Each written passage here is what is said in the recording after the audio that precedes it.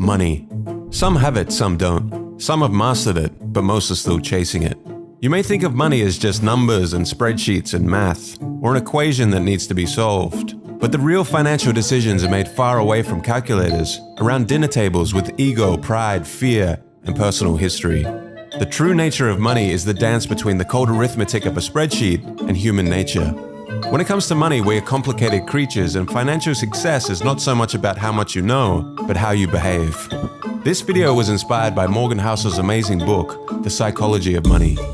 Let's delve into the strange and human side of money.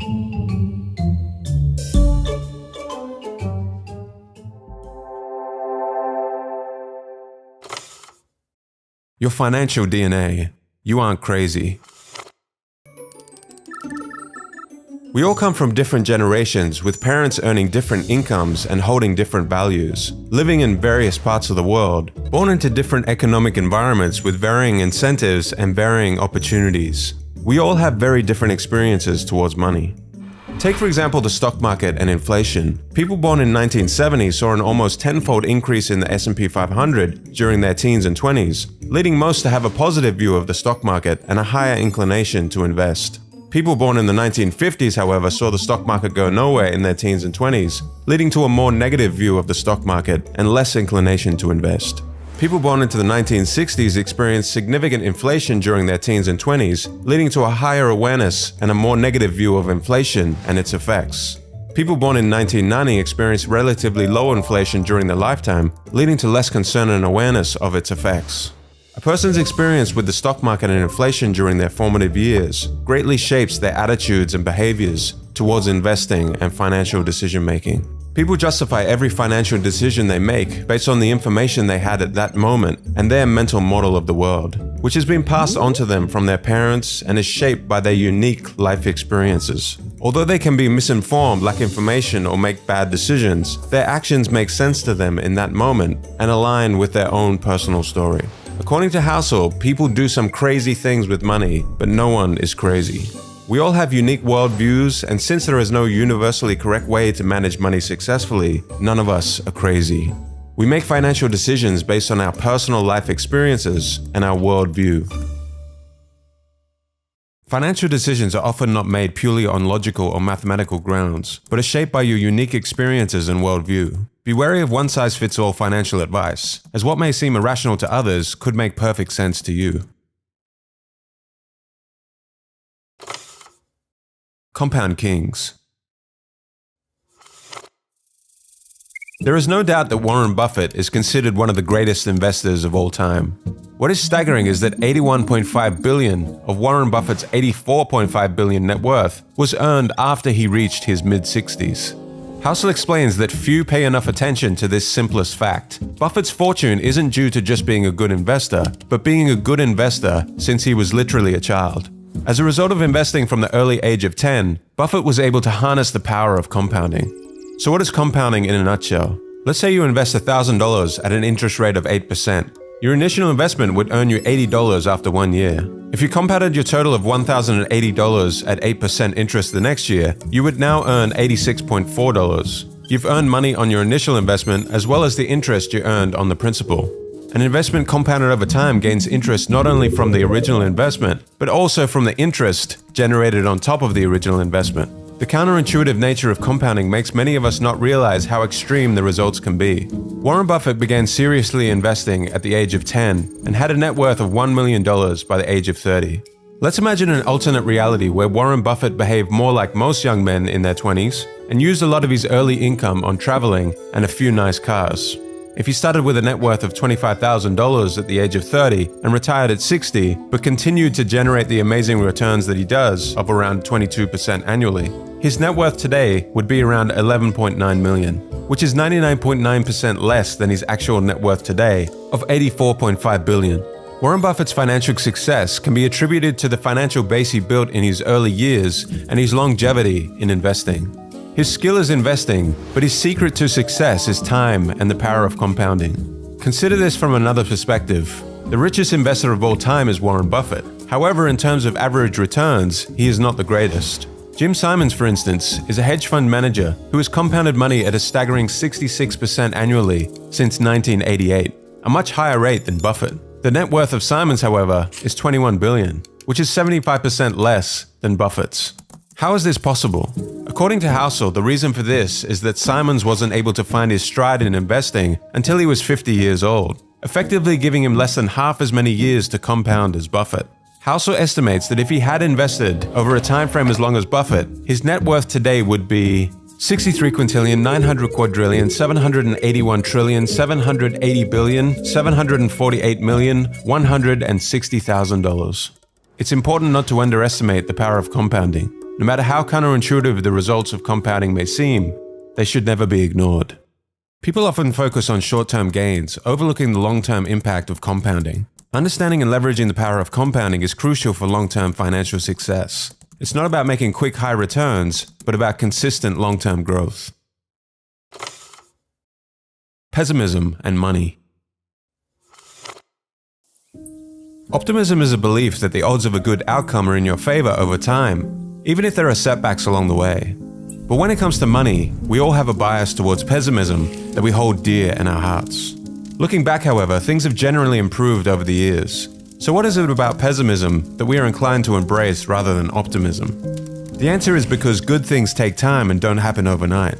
Money is a subject that attracts pessimism for a variety of reasons. Let's start with the fact that money matters to all of us. When we hear about something bad happening in the economy, we're more likely to pay attention. For example, a 40% decline in the stock market over 6 months is likely to attract attention immediately and may even attract government intervention. However, the incremental nature of a 140% gain over 6 years can go largely unnoticed. Every year, 500,000 Americans are saved by the progress of medicine over the last 50 years. Slow progress, however, attracts less attention than quick, sudden losses, such as terrorism, plane crashes, and natural disasters. There are many overnight tragedies, but few overnight miracles. To be practical, we don't have to be pessimistic. Despite setbacks, we can hold on to the belief that over time, the odds of a positive outcome are in our favor. When watching the news highlighting a stock market crash, economic woes, or other money problems, try to remember that things tend to improve over time. Don't let the allure of pessimism cloud your judgment. A balanced reality-based optimism, viewed over a longer time horizon, is often more rational for long-term success and can reveal opportunities you would miss with a pessimistic outlook. 2 forgotten elements. In 1968, there were roughly 300 million high school-age people in the world, and of those 300 million, 300 students attended a small school in Seattle called Lakeside. Lakeside happened to be the only high school in the world at the time that had a professor with the foresight to lease a computer, the Teletype Model 30. This was no ordinary computer. It was advanced for the time, and the type of computer that even graduate students didn't have access to. And for one lucky student at Lakeside, this would change everything. That student was Bill Gates. From 300 million down to 300. So in 1968, there was roughly a 1 in a million chance of being a high school student with access to a computer. Bill Gates and his schoolmate Paul Allen would go on to create Microsoft together. Even as a teenager, Gates showed exceptional intelligence, hard work, and a vision for computers unlike anyone else. But going to Lakeside also gave him a 1 in a million competitive advantage and head start. And Gates is not shy about this. In 2005, he said, "If there had been no Lakeside, there would have been no Microsoft." What is not often mentioned in the early Microsoft story was a third member of this gang of high school computer prodigies, Kent Evans. Just as intelligent, just as visionary, Kent could have very well been one of the founders of Microsoft alongside Gates and Allen. However, that would not happen. A mountaineering accident took Kent's life before he graduated high school. The odds of a high school student being killed in a mountaineering accident are around 1 in a million. Just as the extremely rare stroke of luck would propel Bill Gates and Paul Allen to great success, Kent Evans would experience an extremely rare event with an encounter with what Housel calls the close sibling of luck, risk. Luck and risk are like the winds and the waves that determine the course of a sailboat. The sailor can control the rudder and the sails, but ultimately the direction and speed of the boat are influenced by external factors that cannot be fully predicted or controlled. The pursuit of success is full of twists and turns, and the role luck and risk play in shaping our lives is an important perspective to keep in mind. Understanding that success is a complex combination of factors, including both talent and luck, can help us approach our own financial decisions with greater humility and perspective. Be cautious in attributing your own successes or failures solely to your own actions. Acknowledge the roles of luck and risk. When learning from others, try to emulate broad patterns you encounter as opposed to extreme individual examples that often involve a high degree of luck or risk. These extreme cases are not easily replicable. The key to happiness. People want to become wealthier to make themselves happier, but according to Housel, the key to happiness is the ability to do what you want, when you want, with who you want, for as long as you want. The pursuit of material wealth has led to many people working harder and giving up more control over their time, despite being richer than ever before. However, studies show that having control over your life is the most dependable predictor of positive feelings of well-being, more than your salary, house size, or career prestige. Ultimately, controlling your time is the highest dividend money pays. Pursuing money without valuing time is like filling a bucket with a hole in it. No matter how much water you pour in it, it will continue to leak out. Similarly, no matter how much money you accumulate, it won't bring lasting happiness if you don't have control over your time and can't enjoy the fruits of your labor. Prioritize gaining control over your time when considering how to use or invest your money. The freedom to do what you want, when you want, is often more valuable than any material possession. Tail events. Heinz Berggruen, a man who fled Nazi Germany and settled in America, became one of the most successful art dealers of all time. He collected a massive amount of art, including works by famous artists like Picasso, Klee, and Matisse. In 2000, he sold part of his collection for over 100 million euros. But what was his secret to acquiring so many masterpieces? Was it skill? Was it luck? According to Horizon, a research firm, great investors buy vast quantities of art and hold on to them for a long period of time. They wait for a few of those paintings to become well known and worth a lot of money, even though most of the paintings they bought were not worth very much. In other words, it's not about being right all the time, but having a diversified portfolio and waiting for just a few winners to emerge. Perhaps 99% of the work someone like Berggruen acquired in his life turned out to be of little value. He could be wrong most of the time, but that doesn't particularly matter if the other 1% turns out to be the work of someone like Picasso. These events are known as long tails, when a small number of events can account for the majority of outcomes. The long tails of Berggruen's art collection are what led to his ultimate fortune. The story of Berggruen teaches us a valuable lesson about investing, and this long tail concept also applies to many aspects of business and investing. The obvious example is venture capital. Most of the startups in a VC fund will fail and lose money for the fund, but all they need are a few outlier startups which make 20x returns to make up for these losses. Take Amazon for instance. In 2018, it drove 6% of the returns on the S&P 500, even though it is just one company. And if we look inside Amazon, its growth was largely driven by two tail events, Amazon Prime and Amazon Web Services. These two products alone more than made up for all of Amazon's less successful experiments, such as the Fire Phone or travel agencies. After the disastrous release of the Amazon Fire Phone, rather than apologizing to shareholders, Jeff Bezos said, "If you think that's a big failure, we're working on much bigger failures right now. I'm not kidding. Some of these are going to make the Fire Phone look like a tiny little blip." Bezos understands that it's okay to make mistakes and fail with most products if the process creates the 1% of tail event products that drive everything. Tail events are mostly unintuitive and hidden from us because we only see the finished products and not all the failures along the way that led to that finished product. Housel in the book uses a real-life example of a stand-up comedian. When you're watching the Netflix special, you're probably saying to yourself, wow, this comedian is amazing and hilarious. But what you aren't seeing are all the trial and error failed jokes that the comedian tried out in small clubs all around the country before doing the special. The Netflix special is the 1% compendium of all the tail event jokes that actually made people laugh. 99% of the jokes along the way were probably just okay. When it comes to investing, even though long tails are prevalent, most of us ignore them. When things go wrong, we tend to overreact. As soon as you accept that tails drive everything in business, investing, and finance, you realize lots of things may go wrong, fail, or fall apart. Remember, out of nearly 500 stocks Warren Buffett has picked, only 10 have made the majority of his money. Good stock pickers will only be right half of the time. Good leaders will only make good decisions half of the time. The fact that you might be wrong sometimes doesn't mean that things won't work out over time. In the end, the outcome can be determined by only a small number of events.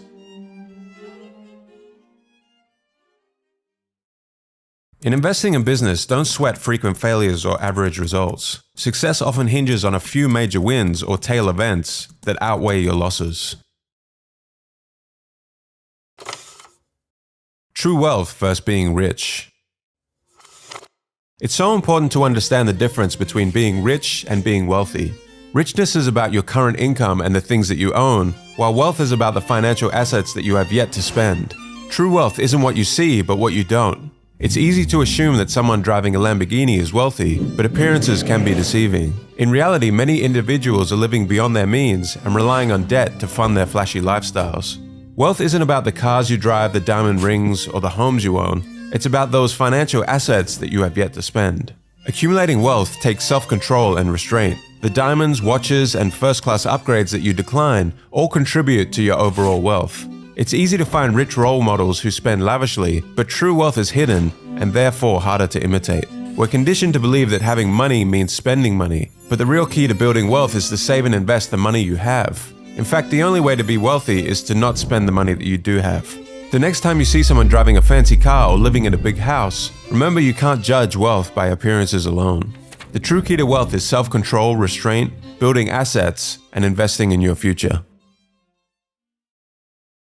Aim for long-term financial security by accumulating valuable assets. Rather than equating wealth with material possessions like flashy cars and luxury goods, focus on building true wealth, not just the appearance of being rich. The real price.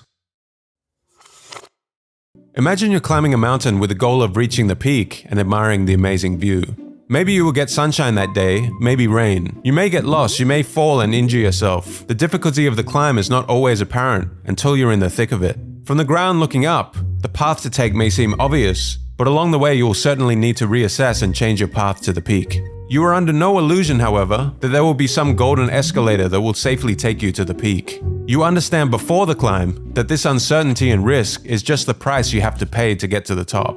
But when it comes to investing in the stock market, many people think they can avoid the uncertainty and risk and get something for nothing. Housel likens the stock market to getting a new car. If you want to get a new car, you have three options. You can buy a new car, buy a used one, or you can steal one. The new car is a higher price, but the reward is greater. Think of the new car like aiming for 12% returns from the stock market. The used car is cheaper, but also comes with less reward. The used car is a much safer investment, but only returns 4% per year. Stealing a car is like trying to get something for nothing. 99% of people would avoid stealing the car because the consequences outweigh the benefits. However, when it comes to the stock market, people seem to be under the impression that they can take option 3 and steal from the market. They try all kinds of tricks and strategies to get good market returns without paying the price, attempting to sell right before the dip or buy before a boom.